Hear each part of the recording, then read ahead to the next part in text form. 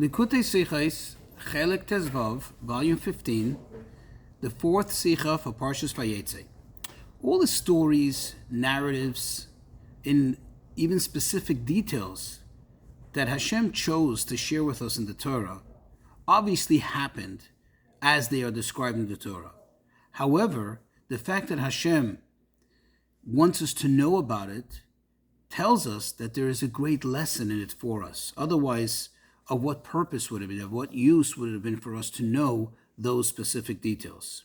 So in this Sicha, we're going to learn about something which is discussed at length in this week's Parsha, the idea of Yaakov amassing his wealth specifically of sheep, primarily of sheep, working with sheep, and then later becoming very rich off the sheep. What is this idea? What is the concept of the sheep? Just as an introduction, something we should keep in mind, it'll help us throughout the Sicha. There's something called Seder Hishtalshelus. Literally, it means the order of evolvement, which means that basically Hashem obviously is beyond any whatsoever interaction in the world. However, he chooses to emanate his godly energy into the world, and that goes through a whole order of evolvement, or if you want to call it a chain of command. That's called Seder Hishtalshelus. So there are higher and so-called higher and lower levels, and each one has its place, and each one, of course, interacts with the other, but then there is a hierarchy, there's an order, there's a pecking order, so to speak. However, when it goes beyond Seder Hishtalshelus, which means Hashem himself, that's beyond any whatsoever consideration of this level or that level. Everything becomes insignificant. Another thing that we should keep in mind, a very powerful concept that will be discussed in the Sicha, bitul, literally means nullification or being void. This bitul means when one feels totally and absolutely subservient to Hashem and doesn't feel, so to speak, themselves as being a separate entity. Bitul means that you're totally void, totally given over, totally, like I said, subservient to something higher than you. So in our Parsha, the Torah tells us at great length and great detail how Yaakov was in the house of his father-in-law, his uncle Lavan, and how he was totally dedicated to the work that he did with shepherding the sheep, number one. And number two, how later, when it came to the point where Lavan was forced to give him his reward for all this work, he achieved that by the means of the sheep. Again, the sheep that gave birth, and the whole story and all the detail that the Torah goes into. So Yaakov's wealth was amassed from sheep. This he became very rich from. As it says, that the man became exceedingly wealthy, and he had sheep. He had many sheep.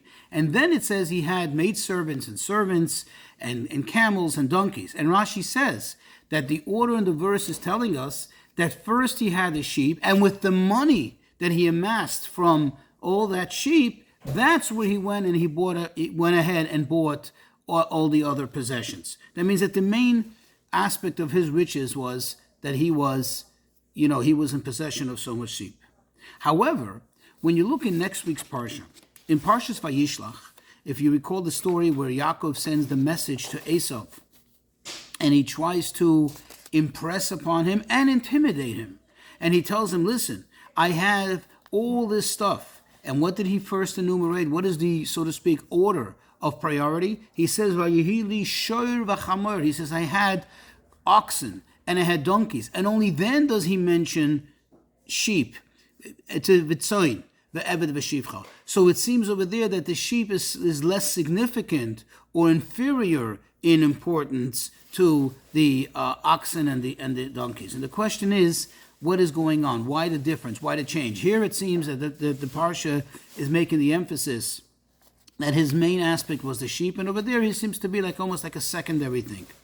Now, everything that we learn in the Torah, as we said in the introduction, is an everlasting directive for every single Jew in every single time, especially something that happened to the Avos, to our patriarchs, as the Ramban tells us, Maisei Avos Simon Labanim, whatever happened to them, whatever occurred to them, is a sign and also a pathway for all the descendants later, for every single Jew. So from this we can understand that this concept, this idea of sheep and Yaakov has a connection to each and every one of us in our spiritual service of Hashem.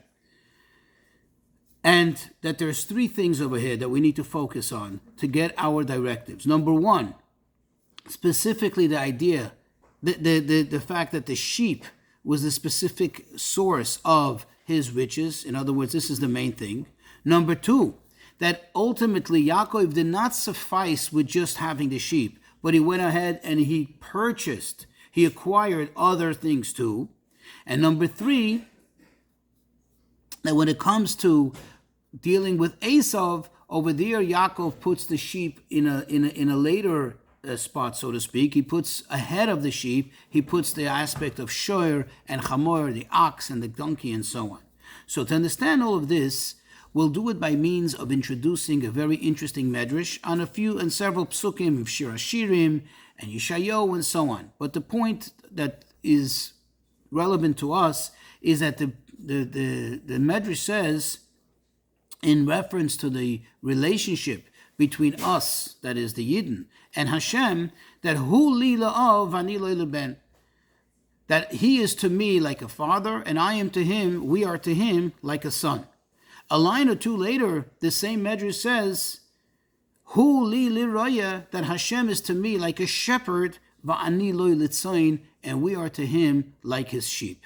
Now the question is, if we're considered like, quote, a son, a child to Hashem, what more could there be than that? In other words, what does the aspect of being like Hashem's sheep add? If anything, it's insignificant. What value does it have in the love that one has to his sheep, in the how cherished it may be in the shepherd's eyes, in the owner's eyes, versus the relationship between a father and a child?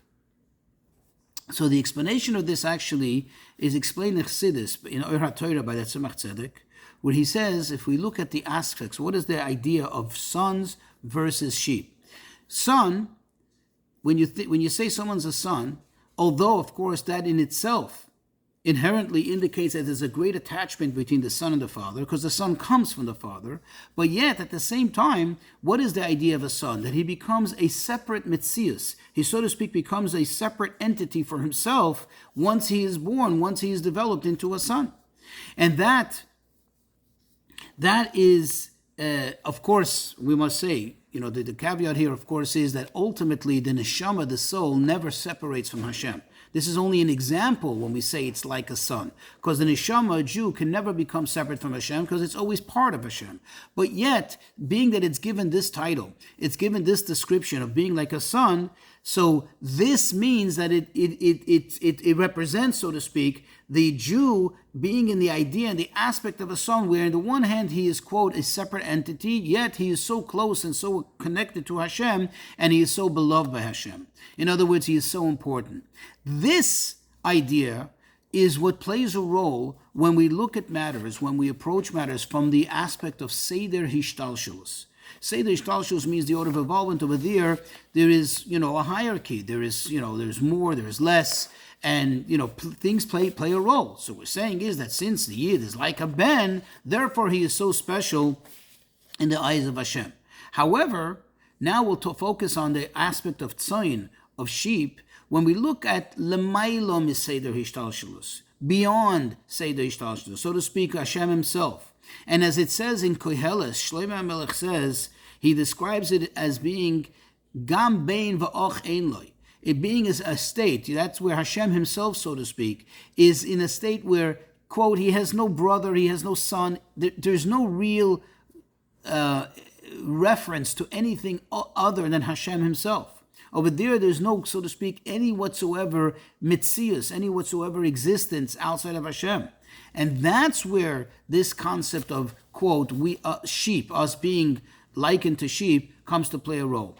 That just like sheep have absolutely no significance and value in estimation compared to the shepherd, compared to the owner of the sheep, Yet he likes them. There's a certain value that the sheep bring, that he makes the shepherd like the sheep and enjoy the sheep. So too, in this level of godliness, which is beyond Seder Hishtalshelus, and there nothing seems to play a role, yet we're saying that we're like Hashem's sheep, where nothing has a significance, yet Hashem loves us, Hashem desires us, Hashem shows us this special favor. And this aspect of us, this aspect, meaning the idea of us being like sheep, actually indicates the greatness of the Jewish people more so than when we say we're like Hashem's children, the Bain, the aspect of son. Why? Because here we're saying that even in a level where nothing seems to matter to Hashem, where nothing seems to play a role of significance, yet Hashem still loves us there, and Hashem still desires us and cherishes us. That shows how great we are.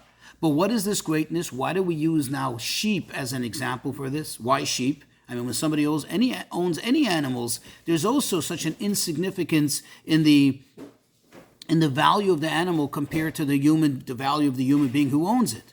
But why sheep specifically? Because sheep have a very powerful aspect. They represent the idea of bittul. Sheep are just sheep that just steer their buttle. They have an absolute bittul to the owner, absolute bittul, even if you ever have seen the way they're sheared and so on. Very, very, they're non-combative. They don't seem to have, so to speak, a mind of their own or a desire of their own. They represent the ultimate in bittul. So how do we become so special by Hashem? Not because we are of significance, not because we carry ourselves as if we have some value, but because of our bittul. That's why Hashem loves us, because we're compared to the sheep. Now, these two descriptions of son versus sheep, actually they hint to the two different modes of avodah. That means the two general modes that a Jew is in. You have the general and most important avodah that a Jew has to be engaged in, and that is study of Torah, limud haTorah. Now, when it comes to study of Torah, there we're like a bain, like a son to Hashem. How so? Because on the one hand, we're connected to Hashem. You're studying Hashem's Torah. But how do you study Torah? How does Hashem want us to engage in the understanding and the comprehension of Torah? By using our brains. In other words, by being what appears to be a metzius b'fnei atzmai, almost being as if we are as if to say we're like a separate entity. We understand Torah, we apply it with our minds, try to understand and sometimes even manipulate the comprehension of the Torah, and that's where we come to the ultimate level of Torah. Of course, this desire is the prerequisite of bittul. As we say at the end of Shmona Esrei, when we ask Hashem to give us our portion of the Torah, when we ask Hashem to give us the comprehension that we need in Torah, we say, "V'nafshi ka'ofar lakol tihiyah psach libri b'serasach." Quote, that my soul should be like dust to everyone, means that should be totally bottled, and then open my heart in your Torah. So we see, of course, there is the prerequisite that you need, which is bittul, in order to approach Torah. But ultimately, when you're studying Torah, you cannot study Torah with bittul. In fact, Hashem does not want us to do it. If you study Torah with bittul and everything that it says in the book, you just accept and you don't question and you don't debate and you don't deliberate, that's not the study of Torah. That's just, almost like a parrot just repeating words. That's not what Hashem wants. Hashem wants us to use our minds to understand and comprehend the Torah through our minds. So that's where you have the aspect of the bain. However, on the other hand, you have the aspect, the avodah, that a Jew has, which is likened to tzayin. Tzayin, the sheep, which is the avodah of birudim, of going out there into the world to elevate the sparks. In fact, the Alter Rebbe says in Torah that the word tzayin, the word sheep, also comes from the etymology of the word lotzeis, to go out, which means that someone goes out is in a mode of going out of one's comfort zone, of going out of one's spiritual comfort, which is going out of the quintessential 4 amos of the Torah, and to go out there and to work with the world. This a Jew does not do for himself. This inherently is not something that you're doing for your own purpose, for your own, so to speak, self-gratification. Because this is something which requires a lot of discomfort. And this is something which is not pleasurable. You have to go out of where you feel you really belong. And this is why it's inherently connected to the idea of tzayin, to go out, but tzayin also in the idea of sheep, because this is the ultimate idea of bittul. And now we can understand why the idea of tzayin, of sheep, is so much attached and it's so much connected to Yaakov. And let's take now Yaakov as we know him primarily from these three parshios: Toldos, Vayetze, Vayishlach. We already discussed Vayetze, we mentioned Vayishlach. Let's go back to Toldos. What happened in Toldos? In the end of Parsha Toldos, it already tells us that Yaakov left his father's home. But it didn't really leave totally. In fact, he was the same person as mentioned in the beginning of Parshas Toldos, which is the Yaakov who is in, quote, in Ohala Shel Torah, in the tents of Torah. He is immersed in Torah. Yaakov Ish Tam, Yoshev Ohalim. He is the man who's always engaged in studying Torah, sitting in the tents of Torah. Even when he left his father's home, for 14 years, he was there in the yeshiva of Shem and Aver, continuing to study Torah. Only in Parshas Vayetze does he, quote, go out. He leaves, and now his main avodah, his main focus, his main objective is to work with the world. He leaves the Dalet Amos of Torah. He's engaged day and night, as described in the Parsha, in working with the world, working with Lavan's sheep, with Lavan's property, and so on. And as he said, he worked with his entire strength. He gave himself totally over. This is the elevation of the sparks. And what do you see? That Dafke here is where he reached the highest levels. As he says later, Im Lavan Garti V'Tayag Mitzvah Shamarti, that although I live with Lavan, but I was able now to truly and absolutely keep all the 630 mitzvahs. And here is where he accomplished Mitase Shlema, that he had almost all of the 12 Shvatim of Am Yisrael. This is where he did it, here in this strange place, in the outside, so to speak, where he was doing the will of Hashem out of total bittul. And this is now we can understand why his main possessions, his main riches came from sheep, because the main achievement, in other words, his greatest acquisition was what? This idea of bittul, which came specifically by being outside of the tents of Torah, by being away from his comfort zone, by being out there in the world, no less a place like the house of Lavan, which is totally out there in the dark. And that's where he came to the ultimate bittul, doing something which maybe for him personally wasn't so pleasurable, but this is the will of Hashem. Now, just like we mentioned before, that in the avodah of ben, meaning when one studies Torah, and you have to be, so to speak, an entity for yourself, an autonomous entity, in order to have that true accomplishment in Torah, that you study Torah. But yet we said that there's a prerequisite. You also need to couple with it the idea of bittul, otherwise it's your Torah, it's not Hashem's Torah. Likewise, when we're focused on the avodah mode of tzayin, of being like sheep, of being bottled to Hashem, but it's not good, and it's certainly insufficient to just be pure bittul. Only have bittul, to have raw bittul, so to speak. Why? Because that can actually be counterproductive. Because if you're totally bittul, then you don't exist, and you can't accomplish anything. You become, so to speak, like a pushover. This is not good for what you need to accomplish. In other words, it has to be the foundation of everything. But on the other hand, in order to fully accomplish and carry out Hashem's kavanah, Hashem's intent and purpose, and while you're out there, you need to also have some strength, you need to have some character, you need to have some, so to speak, color of more than just bittul. You need to have that self-expression. What this will help us explain. That on the one hand, he had amassed his main, the main wealth that he amassed was bittul. That means that was the main thing. However, then he went ahead and he acquired all the various animals and servants and maidservants, which each one represents character traits, right? Each one represents certain strengths, certain qualities that one needs in order to get the job done. In other words, you think about it, let's say like a shliach. Okay, the reason why he goes out there, why the family goes out there, is because they're bottled to the Rebbe. But if they just go with bittul, they're not going to have, strength, self-character, and even somewhat of a slight ego to really impress the people around them, that they're not going to really accomplish anything. So you need to have all of that. That's why Yaakov Avinu acquired all of that. So now we took care of the second point. We said, what does this mean? Now the third point, why is it that when he sent the message to Esau, he emphasized first the aspect of the ox and the donkey, and only then did he mention the sheep? Is because when he was dealing with Esau, he had to approach it from a totally different angle.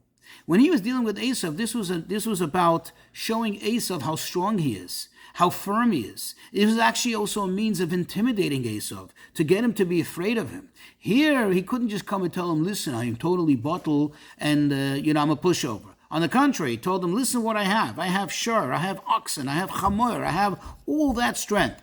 By the way, and then why did he mention also sheep? By the way, I also have the aspect of tzayin. In other words, don't think that the shur and the chamor, this idea, these character traits, so to speak, this expression of my character trait, of being so firm, of being so strong, and being so decisive, is something that is exclusively my own. No, this comes because I am attached to Hashem, because I am tzayin. I am totally bottled to Hashem, and therefore I have all of that. In other words, I have a healthy aspect of shoyer, chamor, all that stuff, all that strength, all that self-esteem and so on is not, the negative type, but it's of the positive type that comes because I have tzayin, I have the bittul to kedusha, to Hashem. Says the Rebbe, the lesson for all of us is that the first and foremost objective of our times, of our generations, is that a person has to know that the objective is to go out. Vayetze, you have to go out into the world. You have to bring light into the world. Now, of course, the prerequisite for it is, in the early years of a person, is to start off with like Toildos, which is the study of Torah, to be totally immersed in study of Torah. But when it comes to time, you have to go out of your comfort zone and, out of the comfort of your own community and your own surroundings, and go out there in the world and help, shine the world with the light of Torah, with the light of mitzvahs. And this is not just to make Jews to become elevated from where they are. In other words, to take Jews, let's say, who are mediocre in learning the Torah, and make them greater Talmidei Chachamim. Take people who are maybe a little observant and make them more observant. This is actually even to go out there and to do what maybe can look like menial work of literally saving lives, making sure that a Yid, even with one thing, with one mitzvah, remains connected to Judaism, doesn't chas v'sholom become detached from Judaism. Now, in order for this to be done with extreme success, one needs to have bittul. One needs to be bottled. When you do the shlichus because you bottle to Hashem, not because it makes sense to you, not because it is pleasurable to you, then even if you end up in a place or in a situation which is not desirable, which doesn't excite you, still then you do what Hashem wants you to do. You do the shlichus, you do what you're supposed to do, and you do it because this is what Hashem wants, and then you succeed very much. And this is what we see, the blessing, and you see the fulfillment of the blessing by Yaakov, that from all kinds of Jews, in this case, from all kinds of sheep by Yaakov, the various ones, the sickly ones, the spotted ones this way, the ones, the striped ones, each one together, what did they do? It says, Vayelda kol hatzayin, that no matter what happens, no matter what Lavan did, no matter what the opposing powers try to influence, all the sheep, quote, gave birth. They gave birth to white sheep, to good, beautiful Yidden. And this is, of course, the preparation to bring us to the time of Mashiach, when no Yid will be left behind. Every single Jew will be accounted for and be brought back home.